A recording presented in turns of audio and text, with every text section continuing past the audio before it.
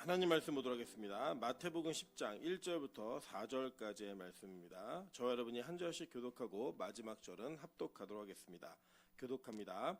예수께서 그의 12 제자를 부르사 더러운 귀신을 쫓아내며 모든 병과 모든 약한 것을 고치는 권능을 주시니라. 12사도의 이름은 이러하니 베드로라 하는 시몬을 비롯하여 그의 형제 안드레와 세베대의 아들 야고보와 그의 형제 요한, 빌립과 바돌로메, 도마와 세리마테, 알페오의 아들 야고보와 다데오, 가나나인 시몬 및 가롯 유다 곧 예수를 판 자라. 아멘. 네, 주변에 있는 분들에게 이렇게 한번 인사드리도록 하겠습니다. 마지막 주일을 당신과 함께 할 수 있어서 영광입니다. 우리 옆 사람에게 다시 한번 앞뒤 사람에도 인사하겠습니다. 내년에 다시 만납시다. 네, 하나님께서 귀한 은혜를 주셔서 2024년을 한 해 동안 우리를 지켜주시고 보호하셨습니다. 세상은 우리의 삶이나 어떤 경제적인 환경들을 지키는 것을 보호라고 이야기하지만 성경은 우리의 믿음을 지키는 것을 보호라고 이야기합니다. 그래서 여러분 한 해 동안 좋은 일이 있는 분도 계셨을 거고요. 안 좋은 일이 있는 분들도 계셨을 겁니다. 그렇다고 좋은 일만 있는 사람도 없었고 안 좋은 일만 있는 사람도 없었을 것입니다. 우리 안에 여러 가지 일들이 다 있으셨는데 그러한 일 가운데에서 저와 여러분의 믿음을 지키셔서 첫 주에도 예배할 수 있게 하셨고 마지막 주에도 예배할 수 있게 하신 하나님께 영광과 찬양과 감사를 돌려드립니다. 우리가 이렇게 2024년을 잘 마무리하고 2025년에도 매일매일의 삶을 하나님께서 우리에게 주신 믿음을 지키는 삶을 잘 살 수 있게 해달라고 그렇게 기도하시다가 진짜 마지막 주님 오시는 그날까지 우리의 믿음을 잘 지킬 수 있는 저와 여러분 되시기를 주님의 이름으로 축원합니다. 오늘은 마태복음 10장 1절부터 4절까지의 말씀을 가지고 훈련된 F 요한이라는 제목으로 하나님 말씀 증거하도록 하겠습니다. 우리가 이제 제가 대학생 때 처음으로 이걸 했던 것 같아요. MBTI라고 하는 사람의 인성에 대한 성격 유형에 대한 검사가 있습니다. 물론 저는 지금 이 세대에 다시 그런 MBTI 유행이 착 불어가지고 어떤 사람 그러면 그 사람이 어떤 유형인가 인프제다 이렇게 얘기하면서 그 사람이 가지고 있는 성향들을 파악하는데 이것들을 자료로 활용합니다. 저는 개인적으로 이거 100% 믿지는 않습니다. 왜냐하면 여러분 이 세상에 있는 모든 사람이 16가지 유형으로 정리된다라는 게 불가능한 이야기고요.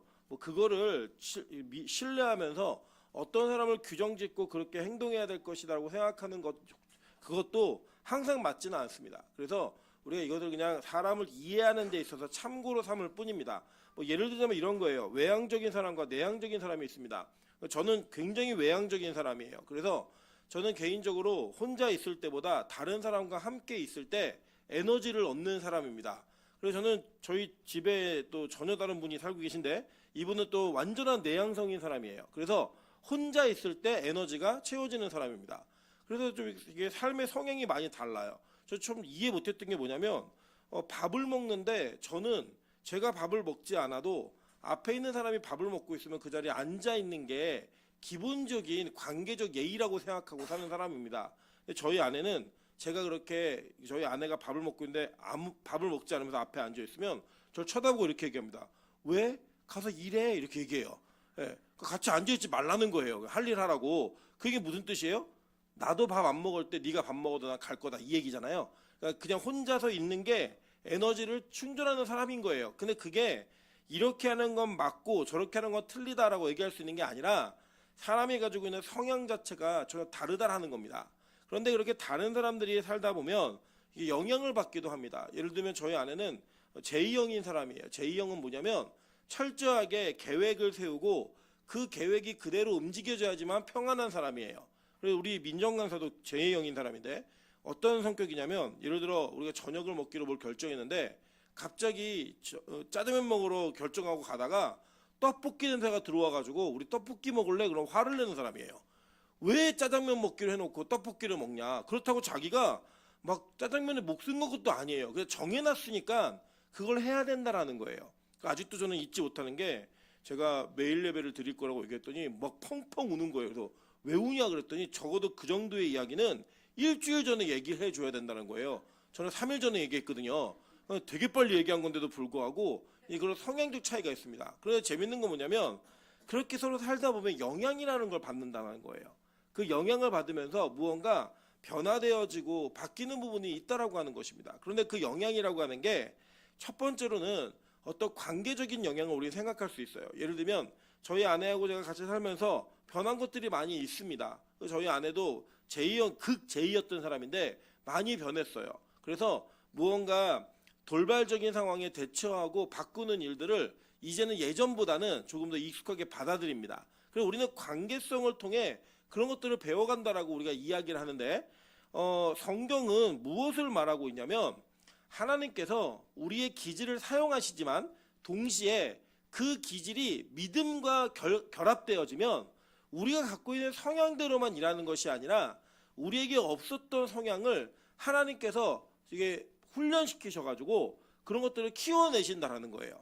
그래서 우리가 이전에는 없었던 그리고 할 수 없다라고 생각했던 일들을 하게 만드시는 일들까지도 하나님은 이루어 가신다라고 성경은 이야기합니다. 그리고 그 결론의 증거로서의 아주 중요한 인물인 오늘 요한을 저와 여러분이 함께 나눌 터인데 이 요한을 통해서 진짜 요한이라고 하는 사람, 여기 이 요한은 우리의 모습이 그대로 담겨져 있거든요.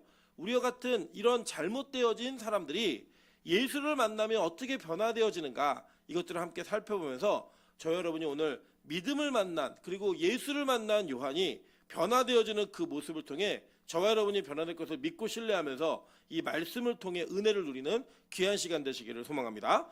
자, 먼저 요한이라고 하는 이 이름은 히브리어로는 요하난이라는 뜻입니다.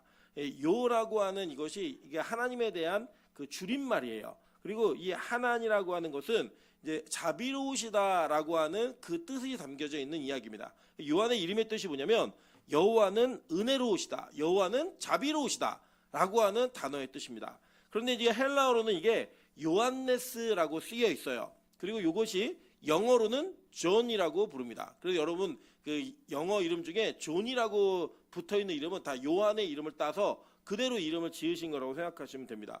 그리고 제가 보면은 신학교마다 요한은 꼭 하나씩 있습니다. 예, 뭐 김요한, 박요한, 이요한 다 있어요. 왜냐? 이 요한이라고 하는 제자가 워낙 유명한 제자이기 때문입니다. 12제자 가운데 유일하게 순교하지 않고 마지막까지 자연사를 했던 이 사람인데 과연 왜 이 요한은 자연사를 했어야만 되는가라고 하는 답도 오늘 성경 본문에 담겨져 있습니다. 우리 함께 이야기를 나누면서 귀환해 보도록 하겠습니다. 요한은 어떻게 부름받았냐면 여러분 기억하셔야 될 게 요한의 형제가 누구예요? 요한의 형 야고보입니다. 야고보하고 요한은 동일한 아버지와 어머니 밑에서 자란 아이들이에요. 그래서 성향이 비슷한데 이 요한은 누구랑 제일 친했냐면 베드로하고 제일 친했습니다. 베드로의 동생은 누구였어요?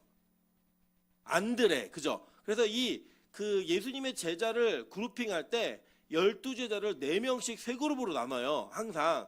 그런데 앞에 있는 제일 첫 번째 그룹이 누구예요? 베드로, 안드레, 야고보, 요한. 여기서 베드로하고 누가 형제라고요? 안드레가 형제이고 야고보하고 요한이 형제인데 친하기는 베드로하고 요한이 친해요. 그래서 성경을 보시면 이 사복음서에도 요한이 독백으로서 자기의 이야기를 하는 건 딱 한 구절이 나오고요. 나머지는 다 베드로와 함께 있거나 다른 제자들과 함께 있으면서 하는 이야기들이 대부분의 이야기들입니다. 그 내용을 봤을 때 이 요한은 많은 사람들이 좀 소극적이고 좀 여성스러운 사람으로 묘사를 해가지고 이 중세의 성화를 그리는 이 성화들을 보시면 이 요한은 약간 여성스러운 그 이미지를 가지고 그려놔요. 그런데 사실 이 요한을 자세히 살펴보시면 절대 그런 사람이 아닙니다. 이 요한이 어떤 사람이었나, 그걸 어떻게 부르심을 받았나 한번 보도록 할게요. 마태복음 4장 18절부터 22절 다 같이 한번 읽어보실게요. 시작. 갈릴리 해변에 다니시다가 두 형제 곧 베드로라 하는 시몬과 그의 형제 안드레가 바다에 그물 던지는 것을 보시니 그들은 어부라. 말씀하시되 나를 따라오라. 내가 너희를 사람을 낚는 어부가 되게 하리라 하시니 그들이 곧 그물을 버려두고 예수를 따르니라. 거기서 더 가시다가 다른 두 형제 곧 세베대의 아들 야고보와 그의 형제 요한이 그의 아버지 세베대와 함께 배에서 그물 깁는 것을 보시고 부르시니 그들이 곧 배와 아버지를 버려두고 예수를 따르니라. 자, 여기 보면 그 형제 관계가 정확히 기술되어 있죠. 이들의 직업이 뭐였어요? 어부였어요. 어부였고요. 그 아버지를 성경은 소개하고 있다는 거예요. 그 아버지 이름이 뭐였죠? 세베대라는 사람의 아들들이었습니다. 근데 이 세베대는 유대 전승에 의하면 그 기독교 전승에 의하면 이 세베대는 레위인이었다라고 얘기를 합니다. 그래서 레위 지파로서 그 제사장의 가문으로서 태어난 사람들이에요. 물론 이때는 레위 지파만 제사장을 했던 게 아니에요. 제가 그건 나중에 저희가 예수님 시대에 대해서 좀 더 배우게 될 때 그 배경들 한번 살펴보도록 하겠지만 여기서 보시면 이 세베대는 좀 재력도 있었던 것 같아요. 그래서 이 아버지가 배와 아들들만 데리고 가업으로서만 잠깐 조그맣게 하는 그 정도의 사업이 아니라 다른 사람들이 함께 일을 하는 선주였습니다. 그래갖고 이 요한과 이 야고보는 부유한 집안에서 자랐고 또 율법의 교육을 제대로 받았던 사람들이에요. 그런데 이 사람들이 어떤 성격이었냐면 예수님이 나 따라올래라고 얘기하니까 주저하지 않고 배와 그물을 버려두고 갈 수 있는 사람이에요. 여러분 이런 거는요 극제의는 할 수가 없는 일들입니다. 그러니까 자기 계획이 없는 일들이 갑자기 들어왔는데 갑자기 어딜 간다? 못해요. 그러니까 예를 들면 여러분 이제 사시다가 우리 갑자기 여행 갈까? 그럼 부산 갈까? 부산 갑자기 가는 분들이 있어요. 이런 분들은 어떤 분들이냐면 그냥 화끈하고 다혈적이고 뭔가 일이 있을 때 그냥 임기응변으로 그 상황에 맞는 일들을 처리하면 된다라고 생각하는 사람들이에요. 그래서 뭔가 계획이 변경되거나 갑작스러운 변화에 큰 스트레스를 받지 않습니다. 반면에 그렇지 않은 사람들은 굉장히 신중하고 무언가 계획적으로 움직이지 않으면 불안함이 좀 있는 사람들이에요. 그런데 하나님께서는 이 제자 4명을 한 동네에서 물론 이제 7명 정도가 어부였어요. 근데 이 4명의 제자를 한꺼번에 부르시는 그 장면을 보시면 이들은 자신이 가지고 있었던 그 삶의 영역을 그냥 주저없이 내려놓고 하나님을 따라가는 예수를 따라가는 일들을 주저하지 않았다라는 거예요. 그래서 이 성격이 어땠냐? 그냥 화끈하고 어떤 변화 자체가 그들에게 큰 스트레스가 아니라 오히려 도전적이고 굉장히 거친 것들에 대한 그런 훈련 속에서 하나님을 따라가는 모습이 어렵지가 않았던 사람들입니다.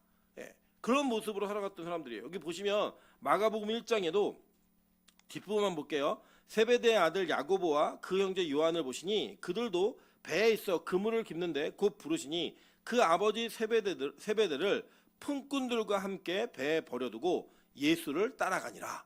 그러니까 주저없이 그냥 가는 거예요. 뭐 자기 자산도 필요 없고 아버지도 필요 없고 심지어는 자기의 평생의 직업이었던 그 그물 깁는 어부의 생활도 그렇게 중요하지 않았어요. 왜냐? 그들은 진리 가운데 자신들의 인생을 던지는 것을 어렵게 생각하지 않았던 사람이었기 때문입니다. 여러분 이전에 우리도 살펴보았지만 처음으로 예수를 이게 대면했던 제자가 누구였죠? 안드레하고 요한이었어요. 그러니까 이들은 어부였음에도 불구하고 단지 그냥 우리가 지금 물론 모두가 다 그런 건 아니에요. 바다에 있는 분들이 거친 분들이 좀 많이 있잖아요. 그리고 바다에 있는 분들이 고학력을 가질 필요는 별로 없습니다. 자기들의 기술적인 부분이고 삶의 부분이기 때문에. 그렇지만 이 요한과 베드로를 그런 식으로만 이해하시면 안 돼요. 왜냐하면 이 요한하고 안드레가 누구의 제자였냐면 세례 요한의 제자였어요. 그래서 이들은 자신들이 가지고 있었던 삶의 영역만큼 뭐가 중요했냐면 말씀의 진리를 깨닫고 그 진리 안에서 은혜를 누리는 것을 중요하게 여겼던 사람들이었습니다. 그래서 굉장히 성경에 대한 이해가 깊고 그 하나님의 말씀을 들을 줄 아는 사람들이었다고요. 야, 세상 죄를 지고 가는 어린 양이다 라고 얘기했을 때 그게 무슨 의미인지를 정확히 알아들었고 예수님을 만나서 대화하고 난 이후에 우리가 메시아를 만났다라고 얘기할 만큼 그들은 성경에 대한 이해가 풍성했던 사람들이에요. 여러분 보시면 사복음서 중에 마지막 성경을 요한이 썼죠. 요한복음, 요한 1서, 요한 2서, 요한 3서, 요한계시록 다 누가 썼어요? 요한이 썼어요. 그런데 이 요한복음이 이 공간복음보다 신학적으로 훨씬 더 깊은 내용들이 많이 담겨져 있습니다.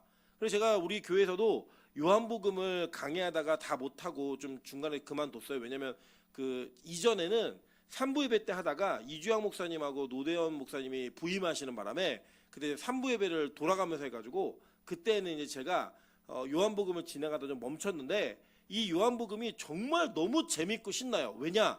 되게 기품이 있어요. 그 요한복음을 통해서 요한복음만이 주는 메시지가 있는데 그게 누가 쓴 거라고요?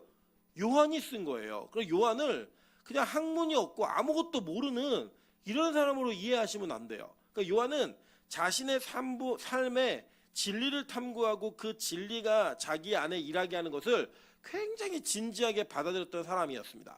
그래서 이 사람이 예수님의 부르심에 바로 반응하는 거예요. 야, 너 나 따라와 라고 얘기했더니 아유, 이게 무슨 의미가 있다고, 나는 진리를 따라가겠다라고 따라갈 수 있었던 그런 과감함도 있었던 사람입니다. 근데 그만큼 이 요한이 가지고 있었던 그 마지막까지의 고뇌는 굉장히 심각한, 그리고 자기 안에 내면 세계가 굉장히 많은 갈등이 좀 있었어요. 왜냐하면 예수님의 제자 가운데 유일하게 예수님이 돌아가실 때, 십자가에 달려 돌아가실 때에 마지막까지 예수님 곁에 있었던 제자예요. 그런데 그 사람의 의도가 무엇이었는지는 여지껏 논란이 되고 있습니다. 한번 볼까요?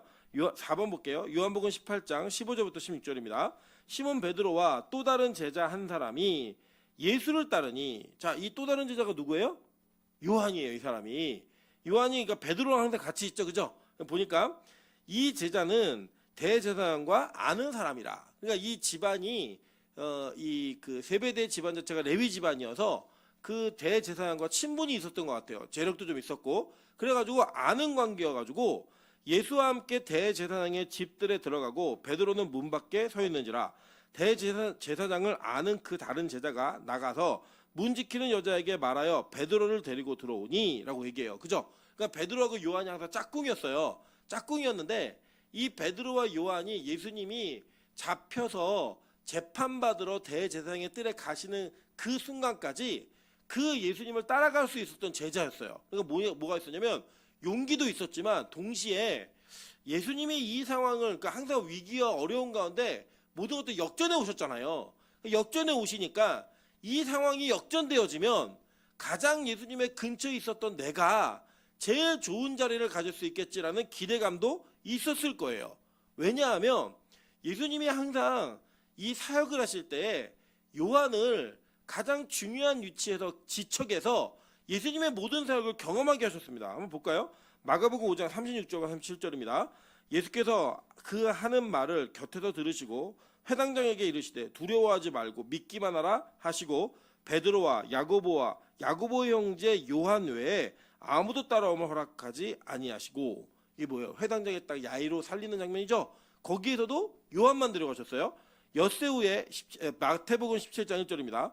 엿새 후에 예수께서 베드로와 야고보와 그 형제 요한을 데리시고 따로 높은 산에 올라가셨더니, 여기서 무슨 일이 있었어요?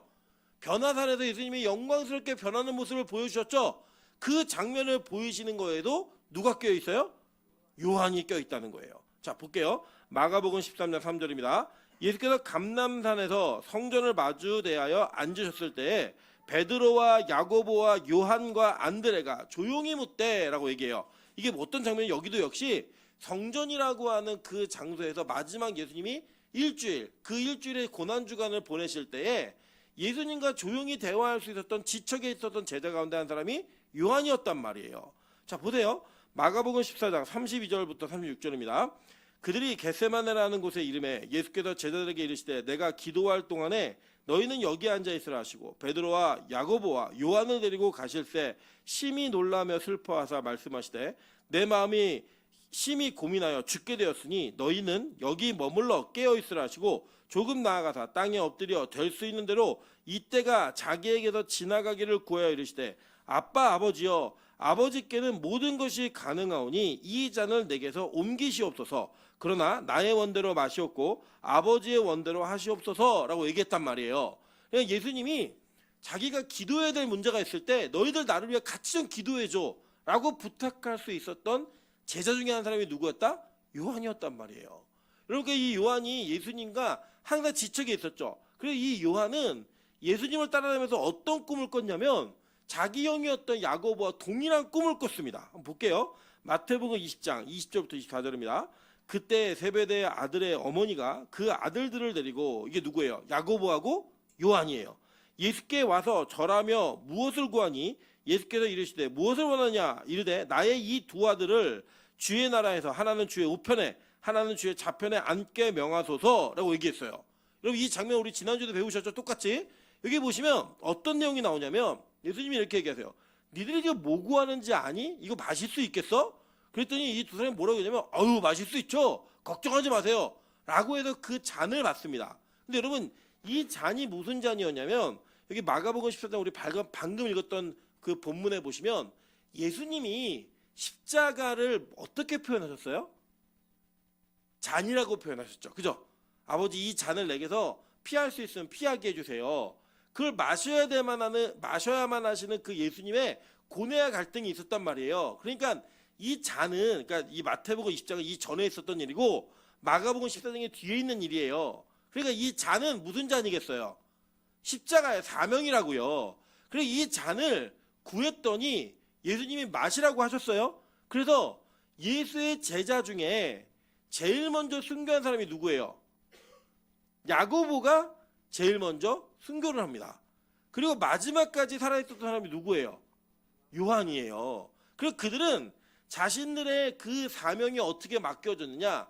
이 잔을 마실 수 있겠니? 그랬더니 마실게요. 걱정하지 마세요. 그의 사명이 무엇이었냐? 한 사람은 12제자 가운데 가장 먼저 순교하는 사람이 되었고 한 사람은 마지막까지 살아남아서 예수 그리스도의 직접 제자인 사도로서 초대교회에 초석을 놓아야 되는 그런 말씀의 은혜를 전파하는 통로로 사용받았다는 거예요. 그리고 요한계시록을 쓴 사람이 누구예요? 요한이라고요. 반모섬에서 마지막까지 유배 생활을 하면서 자기의 수명을 다 누렸다라고 우린 얘기할 수 있겠지만 하나님의 관점에서 뭐냐면 마지막까지 해야 될 일이 있었던 거예요. 그러니까 우리가 정확히는 모르지만 많은 사람들이 추측하기로는 아마도 요한이 예수님의 제자 가운데 가장 어린 제자였을 것이다 라고 추측들을 보통 합니다. 그렇게 이렇게 이 예수님을 향한 예수님을 통해 누리고자 했던 것들이 요한에겐 있었어요. 그리고 이 요한은 예수님과 함께 있으면서 많은 기적과 은혜들을 누렸다고요. 그러니까 예수님이 십자가에 달려 돌아가시기 전까지도 그는 예수님이 여기서 역전할 수 있겠다. 제사장이 잡혀가도 그 제사장을 논박으로 이겨내고 지혜로운 말씀으로 제압을 해가지고 다시 역전할 수 있겠다라는 생각을 했을까 안 했을까요? 충분히 할 수 있었죠. 그때에 내가 예수님의 오른편에 있어야지, 예수님의 왼편에 있어야지 라고 하는 그 기대감으로 반반의 마음을 가지고 예수님을 끝까지 따랐던 것 같아요. 네, 따랐다가 이제 어떤 일이 벌어지냐면 그 전에 그 예수님을 따르던 요한이 어떤 성격이었냐 조금 더 살펴볼게요. 누가복음 9장 51절부터 56절입니다. 예수께서 승천하실 기약이 차감해 예루살렘을 향하여 올라가기로 굳게 결심하시고 사자들을 앞서 보내시매 그들이 가서 예수를 위하여 준비하려고 사마리아인의 한 마을에 들어갔더니 예수께서 예루살렘을 향하여 가시기 때문에 그들이 받아들이지 아니하는지라 제자 야고보와 요한이 이를 보고 이르되 주여 우리가 불을 명하여 하늘로부터 내려 저들을 멸하라 하기를 원하시나이까. 예수께서 돌아보시며 꾸짖으시고 함께 다른 마을로 가시니라.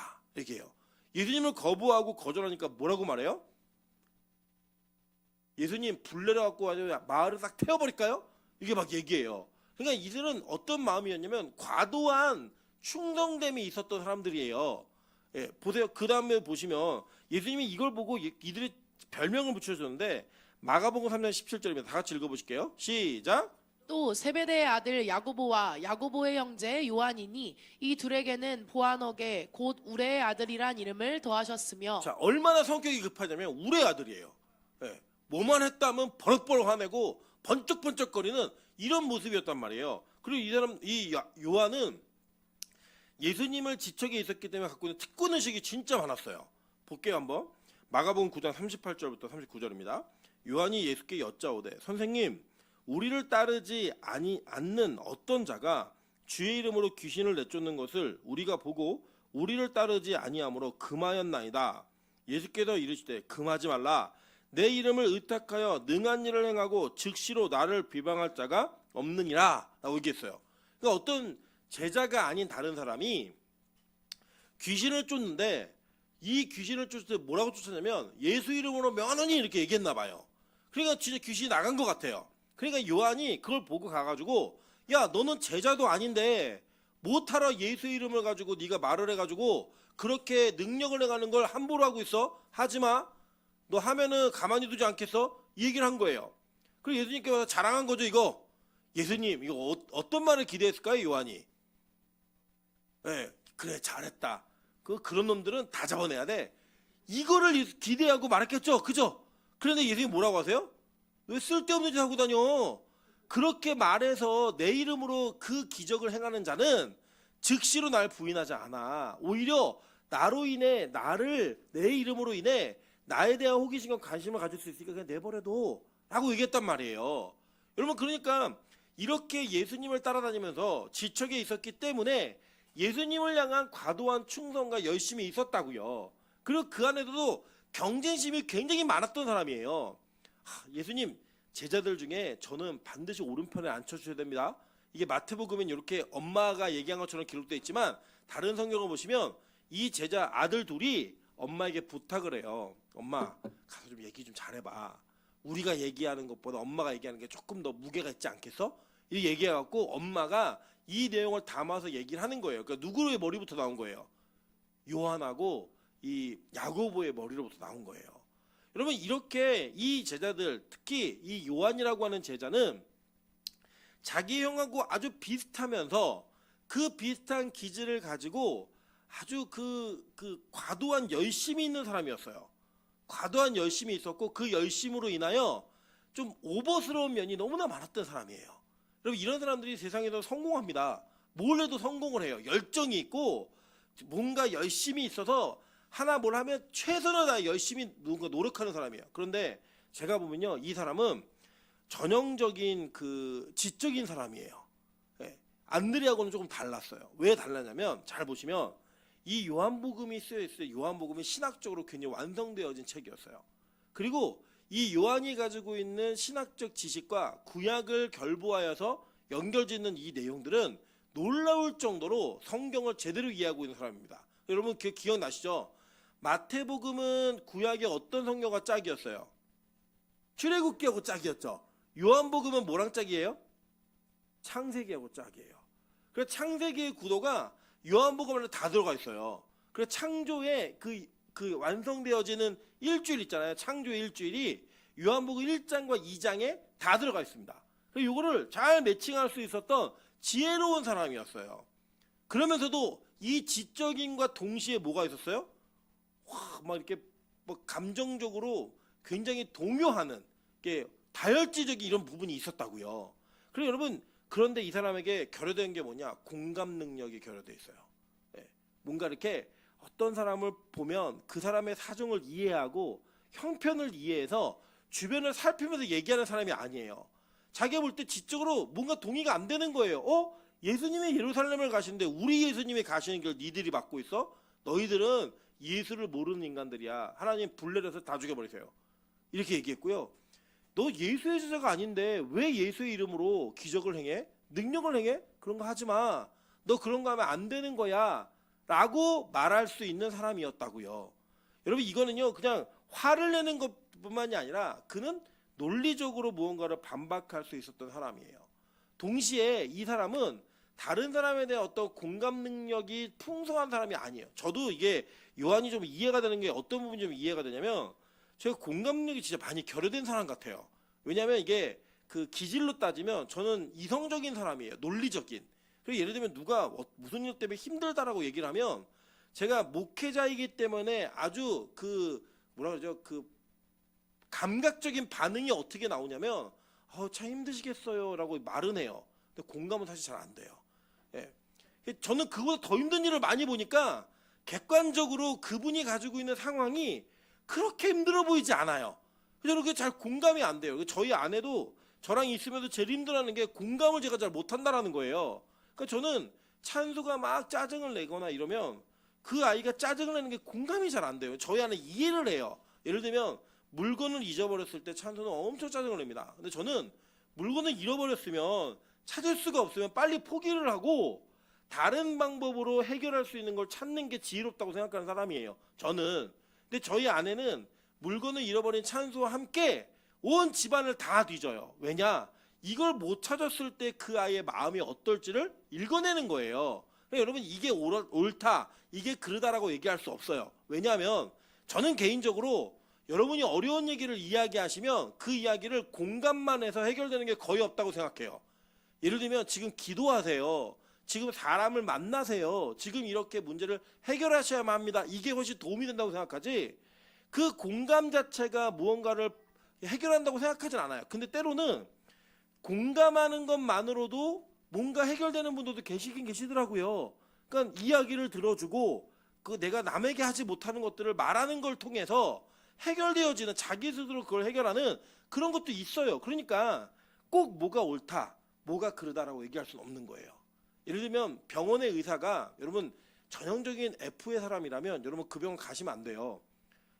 의사 선생님, 제가 배가 너무 아파요. 너무 아프시겠어요. 배가 너무 힘들어요. 얼마나 힘드셨을까요? 진짜 많이 힘드셨죠? 그 약을 안 줘주는 거예요. 배가 힘드셨죠? 아프시죠? 아유, 너무 고생하셨어요. 어쩌죠? 이것만 한다고 낫는 게 아니에요. 약을 드시고요. 빈속에는 뭐 이걸 마시지 마세요. 뭐 이걸 드시지 마세요. 매운 거, 짠 거 피하세요. 이렇게 얘기를 해주는 게 맞는 거잖아요. 그러니까 이 두 가지가 다 있긴 있어야 돼요. 그래서 이게 옳다, 그러다는 아닌데, 요한은 그런 부분이 결여되어 있는 사람이었다고요. 이 감성적인 부분이, 공감하는 능력이 떨어진 사람이었어요. 그래서 이 요한은 어떤 수준이었냐면, 어떤 문제가 발생하면 사람을 찾아내가지고 그 문제를 해결하는 게 맞다고 생각한 사람이에요. 그 문제를 찾아내서. 그 증거를 하나 볼게요. 요한복음 13장 23절부터 29절입니다. 예수의 제자 중 하나 곧 그가 사랑하시는 자가 예수의 품에 의지하여 누웠는지라. 그러니까 되게 재밌는 게 뭐냐면, 요한은 요한복음에서 자기 이름을 쓰질 않아요. 어떻게 쓰냐면 예수의 사랑하시는 제자가 이렇게 써버려요. 그러니까 뭐예요? 내가 제일 사랑받는 거라는 거예요. 제가 요거는 좀 벤치마킹 해가지고요, 저는 기도할 때도 그렇고 저는 이 세상에서 하나님이 저를 제일 사랑한다고 믿어요. 제 믿음이에요.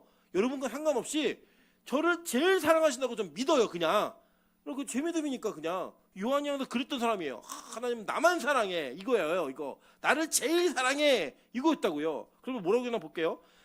예수의 품에 의지하여 누웠는지라. 시몬 베드로가 머리짓하여 말하되 말씀하신 자가 누구인지 말하라 하니. 이게 뭐냐면 예수님이 이렇게 얘기하신 거예요. 야, 오늘 나를 팔 자가 있어. 근데 팔 사람이 누군지 얘기를 안 하는 거예요. 근데 베드로는 저쪽 예수님과 마주보는 데 앉았고, 이 요한은 예수님 바로 옆자리에 앉는 거예요. 이때 당시에 그 밥 먹는 문화가 뭐냐면 왼쪽으로 이렇게 누우면 소화가 잘 됩니다, 여러분. 위에 모양이 그렇게 되어 있어요. 그래서 왼쪽으로 다 누워가지고 밥을 먹어요. 밥을 먹으니까 예수님의 옆자리에 있는 요한은 예수님한테 기어간 거예요. 누워가지고. 그래서 그 품에 의지하고 있어도 저쪽 건너편에 베드로가 보는데, 베드로가 얘기한 거야. 야, 물어봐. 누군지 물어봐. 이거 입으로 모양 한 거예요. 소화를 했든지 모양 한 거 자기끼리. 그러니까 이제 묻는 거예요. 이 요한이 예수님을 팔자가 도대체 누구예요? 그랬더니 예수님이 떡을 한 조각 가져다가 적셔 주는 자가 내가 그다라고 얘기하면서 이 떡을 누구에게 줘요? 가룟 유다에게 주면서 야, 나가서 네 할 일을 해라라고 얘기했어요. 그때 이 요한이 요 놈이구나, 이걸 알아챈 게 아니에요. 몰랐다고요. 아, 돈 계산하러 가라고 하시는구나. 왜냐면 그 전까지 걔도 누가 결제를 했어요? 가룟 유다가 결제를 했으니까. 그러니까 되게 이성적이어서 이 사람은 예수님 팔자가 있다라고 얘기하면 보통 F는 어떻게 생각하냐면, 예수님 얼마나 마음이 아프실까. 제자 중에 그렇게 3년 반 동안 동고동락을 했는데 이 중에 예수를 팔자가 있어? 예수님 너무 속상하시겠네. 이게 기본적인 F의 마음이고요. T는 뭐냐면 어떤 새끼야? 잡아대는 거. 예. 어제 보니까 안드레일까? 별의별 상상을 다 하는 거. 그 사람을 어떻게든 논리적으로 찾아내야만 한다라고 생각하는 그 사람이 뭐예요? T형인 사람이라고요. 그래서 누가 그랬냐? 이 요한이 그랬어요. 물어보는 거예요. 예수님 누구예요? 어떤 새끼예요? 물어본 거예요. 그 예수님이 가룟 유다라고 알려주신 거잖아요. 근데 이걸 알아채요, 못 알아채요? 못 알아채요. 그러니까 자기는 자기의 지적인 능력으로 무언가를 파악하려고 했는데 예수님의 의도를 안다, 모른다? 모른다고요. 여러분, 저는 여기서 우리가 뭔가 한 가지 좀 기품의 연결을 짓고 싶은 게 뭐냐면 이런 거예요. 아무리 사람이 이성적이고 아무리 머리가 좋다 한들 우리는 하나님 다 알 수 없습니다. 여러분, 만약에 우리가 하나님을 다 이해한다면, 우리의 지성과 이성으로 하나님을 다 알 수 있다면 그분은 이미 하나님이 아니에요. 여러분, 솔직히 여기 부부생활 오랫동안 하신 분들 계시잖아요. 예. 다 아세요? 아내에 대해서? 남편에 대해서 다 아세요? 가끔 놀라지 않으세요? 저 사람에게 이런 면이 있었어? 이 사람 왜 이래? 왜 그걸 10년 산 부부도 20년 산 부부도 그 대사를 하더라는 거예요. 이유가 뭐예요? 모르겠거든요. 여러분 그냥 살맛대고 사는 사람도 그 속을 몰라요. 근데 어떻게 우리가 하나님을 다 알아요? 우리 그럴 수 없는 존재예요. 그러니까 여러분 여러분의 이성과 여러분의 상식으로 하나님을 다 이해할 수 있다고 생각하지 마세요. 하나님은 그보다 훨씬 큰 분이에요. 여러분 저는 개인적으로 제가 개혁신학을 총신에서 4년, 군대까지 군대 3년, 신대원 3년, 그리고 THM 2년 이렇게 해서 총 계산하면 12년 정도 공부를 했어요. 12년을 공부했는데 제가 공부를 하면 할수록 느끼는 건 뭐냐면 하나님은 알 수 없이 큰 분이라는 거예요.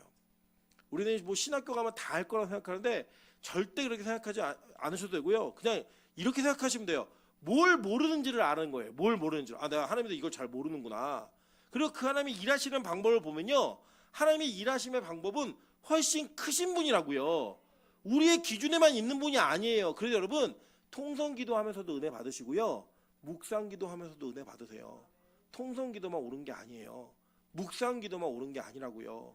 여러분 교회 예배를 앉아서만 드리는 게 옳은 것도 아니고 서서만 드리면서 하는 것도 옳은 게 아니에요. 하나님은 너무 크신 분이기 때문에 그 하나님의 큰 그 부분을 우린 다 만져볼 수가 없어요. 그러니까 내 일생의 어떤 한 부분을 만지고 그분이 하나님이라고 이야기는 하지만 그 하나님은 크신 분이라는 걸 절대 깨시면 안 돼요. 나보다 더 크신 분, 내가 이해할 수 없는 분이에요. 그러니까 이 요한은 지적이고 굉장히 똑똑한 사람이면서도 감정적으로 굉장히 열정이 있고 이런 사람이었지만 예수님의 의도와 그 내용을 다 파악할 수 없었어요.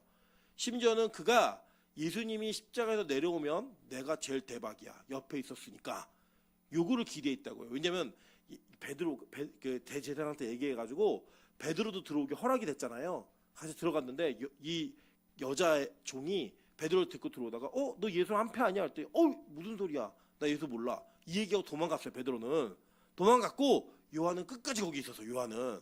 이 끝까지 있다가 어떤 일을 경험하게 됐냐? 혹을 붙였습니다. 한번 볼게요. 자, 요한복음 19장 26절과 27절입니다. 예수께서 자기의 어머니와 사랑하시는 제자가 곁에 서 있는 것을 보시고 이게 누구예요? 요한이라고요. 자기 어머니께 말씀하시되 여자여 보소서 아들이니이다 하시고 또 그 제자에게 이르시되 보라 내 어머니라 하신데 그때부터 그 제자가 자기 집에 모시니라. 그 누구예요? 마리아를 끝까지 모셔야 되는 짐을 떠안게 됐다고요. 예. 그 끝까지 서 있다가 어머니한테 여자요. 여자가 이게 뭐냐면 여사님 이런 뜻, 지금으로 얘기하면 여사님 이거 비슷한 거예요. 엄마한테 여인이요 이렇게 한 게 아니에요. 오늘 집에 가서 여자요 엄마한테 하지 마세요. 혼나요. 이게 여사님 한 거예요. 이게 여자요 보세요. 요한이 이제부터 당신의 아들입니다. 요한한테는 봐라 오늘부터 네 어머니야. 여기 없었으면 이거 졌어요 안 졌어요?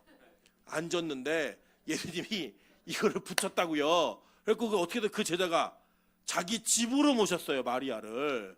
그러니까 여러분 이 상황을 보시면 지금 요한은 머리를 쓰고 자기가 제일 지혜롭다고 얘기하다가 정말 그 하나님이 알려주신 것도 제대로 이해하지 못했고 그 머리 쓰고 꼼수를 부리다가 혹을 떼려다 뭐였어요? 혹을 붙이는 그런 인생을 살게 됐다고요. 여러분 잘 보세요. 우리는 이 요한 같은 모습으로 예수 믿는 사람 되게 많아요. 난 똑똑하다고 생각하고 내가 예수를 따라다니면서 무슨 유익이 있을까에 대한 기대감이 우리 안에 있다 없다? 있다고요. 여러분 교회 안에서도 우리 다른 사람보다 훨씬 사람들에게 존중받고 싶어하고 눈에 띄고 싶어하고 좋아 보이고 싶어하는 이런 모습이 우리 안에 있겠죠. 여러분 그래서 참 이게 어려워요. 제가 참 어려운 것 중에 하나가 뭐냐면 저는 원하든 원치 않든 여러분 대중이라고 하는 사람들 앞에 서야만 하는 사람이에요. 사실은 저는 그것 자체를 즐기거나 좋아하는 사람이 아니에요. 오히려 여러분 참 놀라운 사실은요. 저희 아내는 사람들 앞에 서는 걸 되게 좋아합니다. 예. 저는 오히려 그렇진 않아요. 저는 해야 되니까 하는 거지 저는 오히려 그냥 저한테 이런 게 없으면 저는 그런 것도 별로 중요하다고 생각하는 사람이 아니에요. 그럼에도 불구하고 우리는 앞에 섬으로써 무언가 남들보다 더 주목받고 집중받고 존중받는 것을 너무나 좋아하는 사람이에요. 그런데다가 특권의식, 무언가 내가 어느 영역에서 어느 상황에서 남들보다 뛰어나고 남들보다 우대받는 자리에 있는 것을 우리는 되게 즐긴다고요. 그래서 어떤 상황이 되면 우리는 남들보다 내가 우위에 있는가 아니면 하위에 있는가 이걸 가지고 내 자신의 가치를 평가하고 경쟁하고 시기 질투하면서 열심으로 살아가는 게 우리의 모습입니다. 그게 누구였어요? 요한이었다고요. 근데 그가 누구에게 존중받아요? 예수에게 존중받으니까 옳거니 내가 예수를 통해 대박을 터뜨릴 수 있겠구나. 이거 생각하면서 따라다녔던 사람이라고요. 그랬던 요한이 진짜 믿음이 들어오니까 완전히 바뀌는 사람이 됩니다. 예, 완전히 바뀌는 사람이 되는 거예요. 어떻게 바뀌느냐 볼게요. 사도행전 3장 1절부터 10절입니다. 제9시 기도 시간에 베드로와 요한이 성전에 올라갈세라고 얘기해요. 그래서 보시면 베드로하고 짝꿍 누구예요? 요한이었어요. 요한. 그런데 여러분 잘 아시는 것처럼 여기서 뭐 금과 은나 없으나 그러면서 내게 있는 건 내게 주리면서 안진뱅이를 일으키는 그 사건, 이 사건이 바로 사도행전에 있었던 사건인데 여기 아주 중요한 포인트가 뭐냐? 제9시 기도 시간에, 이게 오후 3시거든요. 그 기도 시간에 뭐 하러 가요? 기도하러 가요. 이 베드로와 요한이 어떤 사람이었는데요? 예수님이 제발 나를 위해 기도해줘 오늘 밤. 그랬더니 뭐 했어요? 꾸벅꾸벅 조는 그런 사람들이 이제는 뭐예요? 기도 시간에 기도하러 올라가는 사람이 됐다는 거예요. 놀랍지 않습니까 이게? 여러분 우리가 예배드리기 좋아했던 사람이에요? 아니면 예배드리기 지금도 싫어하는 사람이에요? 네, 지금도 싫어하는 사람인데 내가 뭘 하고 있어요? 예배를 드리고 있어요. 네. 여러분 제가 오늘도 참 감사한 게 뭐냐면 우리 최재근 권사님 오늘 대표 기도 하셨는데 우리 권사님 맨날 기도시키지 말아라. 난 이거 못한다. 맨날 그러던 분인데 이제는 그런 얘기를 안 하세요. 그리고 제가 이제는 말할 수 있다. 예전에 제가 이 교회에 부임하기 전에 그 오후 예배를 인도하러 왔는데 기도 시간에 기도할 사람 나오세요. 그랬더니 안 나오는 거예요 사람이. 막 웅성웅성거려요. 그랬더니 우리 최재근 권사님이 부엌에서 고무장갑을 끼시고 막 달려오셔갖고 기도 시간을 하늘 기도하러 오시는 거예요. 제가 그때 그 충격이었어요. 예배 중에 기도자인데 기도 시간에 설거지를 하고 계시네. 이제 충격이었어요. 근데 오늘은 딱 준비하시다가 기도할 시간이 되니까 딱 와서 기도하시는 거예요. 여러분 이게 뭐예요? 기도하기 싫었고 예배가 뭔지 몰랐던 사람들이 예수님을 만나고 나서 믿음이 생기기 시작하면 어떻게 되는 거예요? 바뀌어가는 거예요. 변해가는 거라고요. 여러분 우리 민하연 조사님 지금 제가 볼 때 우리 교회에서 예배를 제일 좋아하는 사람, 그럼 아마 저는 민하연 조사님에게 한 표의 투표를 할 거예요. 속은 어떤지 모르지만. 근데 우리 민하연 조사 어떤 사람인지 아세요? 원래를 예배드리기 위해서 직장을 그만두고 친구들이랑 놀러 다니기를 즐겨했던 자예요. 그래서 하나님이 다리를 부러뜨리는 바람에 하나님 제가 어디 가지 않고 예배드리겠습니다. 이래서 하나님이 끄집어다가 앉혀놓은 사람이라고요. 여러분 그게 진짜 우리의 실체예요. 실체. 우리 민정간사 제일 성실해요. 예배 제일 잘 드려요. 그런데 민정간사가 매일 예배 드리자고 하니까 울었다니까요. 너무 억울해갖고 울었어요. 여러분 그게 우리가 원래 모습이 원래 그렇다고요. 우리 명수 집사 예배드리기 싫어가지고 막 예배 시간에 자기 막 열받으면 다들 일어나 찬양할 때 앉아가지고 이 사람 안 보여도 보이는 사람이에요. 앉아가지고 얼마나 꼬라지를 부리는지 그랬던 사람이 이제는 막 지팡이를 흔들면서 찬양을 하는 사람으로 하나님 바꿔주시더라는 거예요. 저희 아내는 예배드리려고 그럴까봐 그 앞동에 저희 어머니가 보이니까 커튼 닫아놓고 불 안 켜놓고 어두컴컴한 집에서 TV를 보고 있었던 그 여자가 이제는 다 잘 때 예배드리러 가는 사람으로 바뀐다고요. 여러분 그게 진짜 믿음이 들어오면 원래 우리는 싫어하는데 그 싫어하는 자들을 바꾸셔서 하나님의 모습으로 바꿔가는 사람으로 변해가는 거예요. 여러분 동화가 예배드린다고요? 말도 안 되는 이야기라고요. 그런데 예배자로서 하나님 부르시는 거예요. 그 부르심에 합당한 모습으로 변해가는 거지 우리가 잔소리하고 우리가 뭐라고 얘기한다고 변해가는 게 아니라 믿음이 들어와야 그렇게 바뀌는 사람이 되는 거예요. 베드로가 기도한다고요? 요한이 기도한다고요? 예수님이 살아생전에는 볼 수 없었던 장면, 그게요 승천하시고 난 이후에 그들에게 성령이 임하고 진짜 믿음이 깨달아지기 시작하니까 하나님의 사람으로 바뀌어가는 겁니다. 그래서 여러분 우리는요 우리에게도 훈련이 필요해요. 왜 훈련이 필요하냐면 저와 여러분은 죄성이라는 것이 너무나 익숙한 사람이기 때문이에요. 여러분 죄 짓는 게 좋아요? 하나님께 순종하는 게 좋아요? 죄 짓는 게 재밌습니다. 진짜 재밌다고요. 그런데 그 죄 짓는 게 괴롭고 힘든 것이 되려면 하나님께서 주시는 믿음이 우리 안에 들어와야 돼요. 그게 들어와야지만 우리가 그렇게 살 수 있는 자가 된다라는 거예요. 여러분 오늘 이 장면에서 이 요한이 기도를 하러 올라간다? 기적이라고요. 저는요 믿습니다. 뭘 믿냐면 빛과 소금 교회가 지각하지 않는 은혜가 나타나는 것을 믿어요. 여러분 저는요 예전에 지각을 하면 문을 잠가버렸어요. 진짜로. 저 문을 잠궜어요. 못 들어오게. 그래서 그렇게 문을 잠그면 뛴다고요. 지각 안 하려고.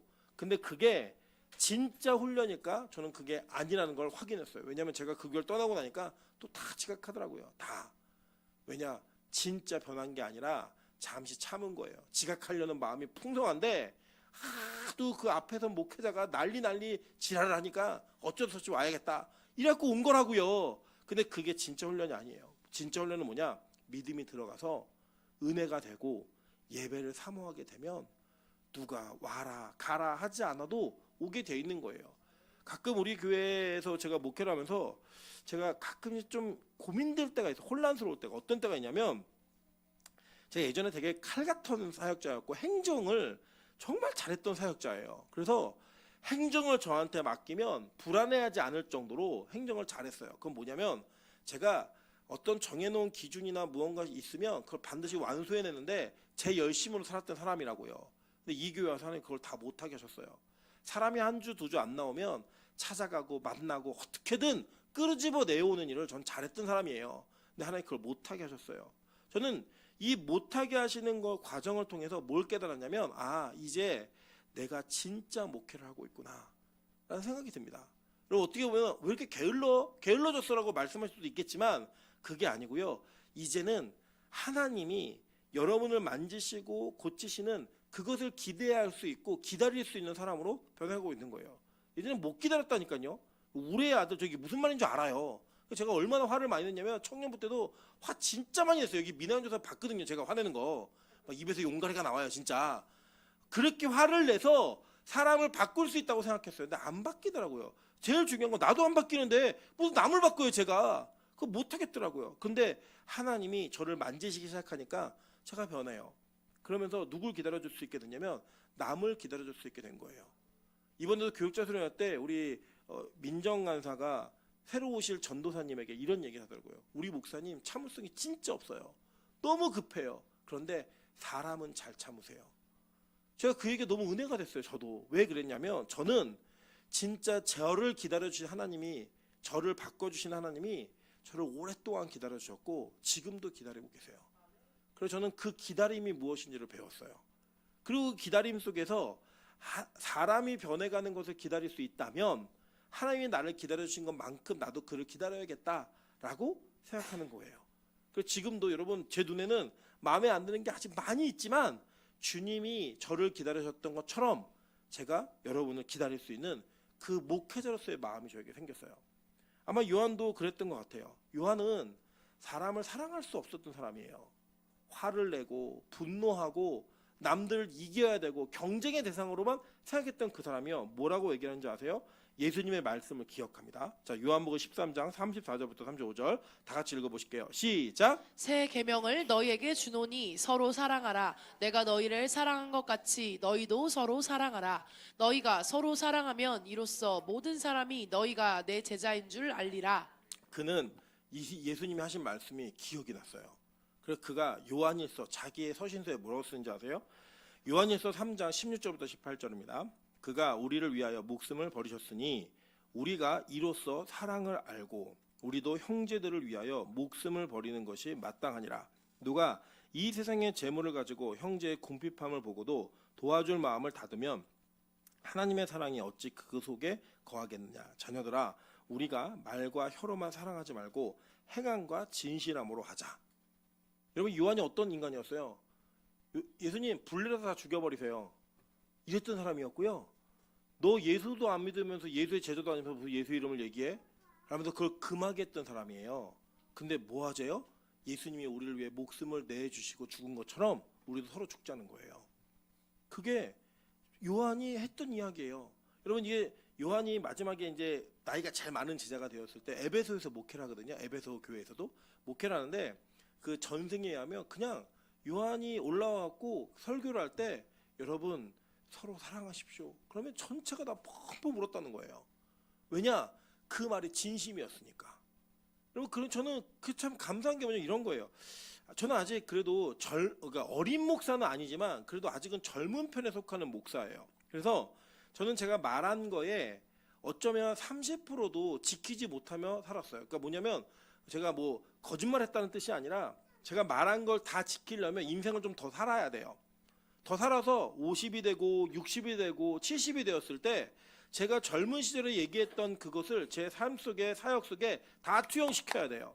그래야지만 제가 나중에 여러분 명예와 권력과 돈과 힘을 쫓지 말고 예수를 따르세요라고 말하는 게 얼마나 힘이 있겠어요.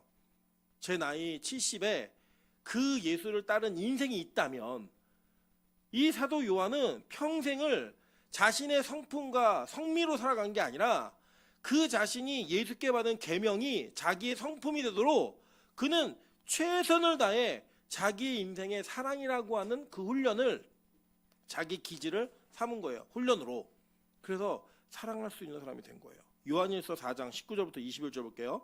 우리가 사랑함은 그가 먼저 우리를 사랑하셨습니다. 누구든지 하나님을 사랑하노라 하고 그 형제를 미워하면 이는 거짓말하는 자니 보는 바 그 형제를 사랑하지 아니하는 자는 보지 못하는 바 하나님을 사랑할 수 없느니라. 우리가 이 계명을 주께 받았으니 하나님을 사랑하는 자는 또한 그 형제를 사랑할지니라. 여러분 이 사랑이라는 단어를 요한이 얘기한다고요? 우리가 그냥 요한의 옛날 모습과 이 바뀐 모습을 제대로 비교 안 해봐서 그렇죠. 요한이 이거 할 수 없다고요. 할 수 없는 사람이에요. 예를 들어서 우리 민하연 전사님이 여러분 조용히 말하세요라고 얘기하면 우리가 믿어져요? 안 믿어지잖아요. 어떻게 그게 믿어져요? 안 믿어져요. 그런데 그 말을 할 수 있는 이 요한은 하나님께서 주신 믿음 때문에 그의 인생 전체가 진짜 바뀌더라는 거예요. 진짜 변화되더라는 거예요. 타고난 기질을 뛰어넘어서. 여러분 이게 하나님께서 우리에게 주시는 은혜입니다. 보세요. 요한 2서 1장 5절부터 6절입니다. 부녀여 내가 이제 내게 구하노니 서로 사랑하자. 이는 새 계명같이 내게 쓰는 것이 아니요 처음부터 우리가 가진 것이라. 또 사랑은 이것이니 우리가 그 계명을 따라 행하는 것이요 계명은 이것이니 너희가 처음부터 들은 바와 같이 그 가운데에서 행하라 하심이라. 그는 처음부터 예수님이 이 땅에 오신 이유가 무엇인지를 깨달은 거예요.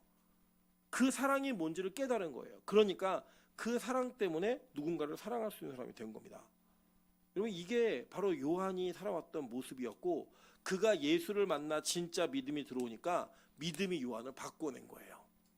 여러분 기독교는 자기 개발과 자기 수양의 종교가 아닙니다. 여러분의 노력과 힘으로 무언가 바꿔내는 그런 종교가 아니에요. 기독교는 하나님이 우리를 바꿔주시는 종교예요. 그래서 그분의 은혜와 긍휼을 기다리는 존재들인 겁니다. 여러분 지금 여러분이 자녀를 키우시다 보면 느끼실 건데 키우신 분들은 느끼셨을 거예요.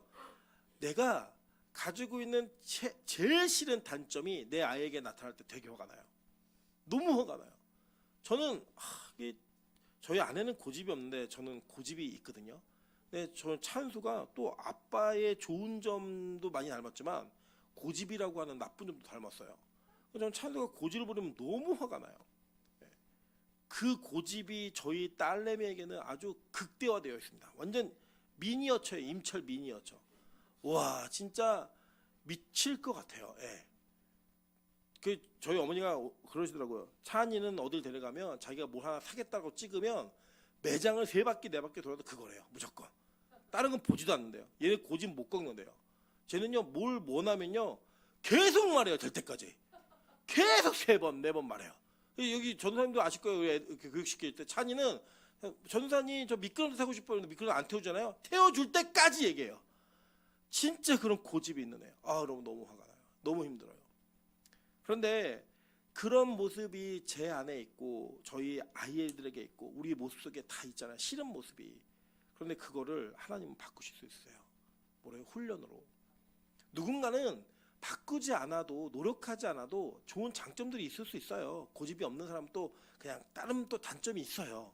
저희 아내는 짜증이 많거든요. 찬수가 막 짜증을 내요. 막 그러면 저희 아내는 이제 못 참겠으면 저한테도 일러요. 찬수 좀 어떻게 좀 해봐. 막 이런 얘기해요. 제가 어떻게 해요? 자기 닮아서 나온 건데. 자기들끼리 해결해야지. 그런데 여러분 보세요. 제가 뭘 할 수 있는 게 아니에요. 저는 뭐를 믿냐면 하나님께서 만지실 찬수를 믿어요. 네. 하나님께서 이 찬이를 만지실 걸 믿어요. 그래서 저는 그걸 참는 거예요. 여러분 제가 저희 집 이야기하는 거 아니에요. 우리 주변에 같이 살다 보면 아내가 됐든 남편이 됐든 교우가 됐든 우리 상대방이 어떤 단점이 있는지 우리 다 알아요. 그리고 내 단점도 잘 알고요. 근데 남의 단점은 더 크게 보일 것 뿐이죠. 여러분 그거를 우리는 잘 못 기다려요. 근데 여러분 잘 생각해 보세요. 만약에 우리 하나님이요 우리 같았으면 우리 벌써 다 죽었습니다. 예. 옆 사람에게 한번 인사하겠습니다. 내가 하나님이었으면 당신 벌써 죽었어요. 예. 맞아요. 우리 진짜 그런 인간들이에요. 그런데 하나님이 누굴 참아주셨어요? 나를 참아주셨다고요. 예. 그래서 그 나를 참아주신 걸 깨닫고 나니까, 나를 위해 죽으신 그 사랑이 무엇인지를 깨닫고 나니까 요한은 죽여버리자에서 사랑하자로 변한 사람이 된 거예요. 저는 기대합니다. 우리 빛과 소금 교회가 앞으로 더 변할 걸 기대해요. 그렇게 변하는 것은 그냥 우리 교회 외형이 변하고 뭐가 변하고 이거 저는 사실 크게 관심 없어요. 크게 관심 있긴 있어요. 크게는 없어요. 근데 진짜 큰 관심은 우리 교회에 있는 교인이, 성도들이 어떻게 변할 건가에 대해서 저 진짜 관심이 너무 많아요. 진짜 많아요. 저는 그 훈련된 그 사랑으로 변했던 요한이 이렇게 말할 수 있다면 빛과 소금 교회도 그렇게 말할 수 있는 자라고 저는 생각해요. 여러분 요한은 세상에서 예수를 통해 성공하고 싶었어요. 그 요한이 자기의 마지막 유언과 같은 계시록에서 뭐라고 얘기하나 한번 볼게요. 계시록 1장 9절입니다. 나 요한은 너희 형제요 예수의 환난과 나라와 참음에 동참하는 자라. 하나님의 말씀과 예수를 증언하였으므로 말미암아 밤모라 하는 섬에 있었더니. 원래 이 예수의 나라에서 우의정, 좌의정, 국무총리가 되고 싶었던 요한이 밤모섬에 유배되어서 갇혀서 그곳에서 노역을 감당하면서 계시록을 쓰면서 뭐라고 얘기하는 줄 아세요? 너희의 형제여 예수의 환난과 나라와 참음에 동참하는 자라. 참음에 동참한대요. 나라에 동참한대요. 환난에 동참한대요. 이게 요한이 할 수 있는 말이에요? 못해요. 근데 믿음이 들어가니까 이게 되더라는 거예요. 그래서 그가 뭐라고 얘기하냐면 자기가 예수와 말씀을 증거함 때문에 이런 일을 당했는데 난 이게 기쁘다는 거예요. 그 서신을 쓰는 교회들에게 너희들 힘내. 나를 이렇게 바꾸신 하나님이야. 내가 이렇게 변했어. 간증을 하고 있는 거예요 지금. 저는 우리 빛과 소금에 간증이 넘쳐나는 교회 되길 소망합니다. 그래서 하나님의 믿음으로 훈련되어진 우리가 내 기질을 뛰어넘어 변화되어지는 그날까지 믿음의 걸음을 충분히 걸을 수 있고 계속 걸을 수 있는 우리 모두가 되시기를 주님의 이름으로 축원합니다. 이 시간쯤은 찬양으로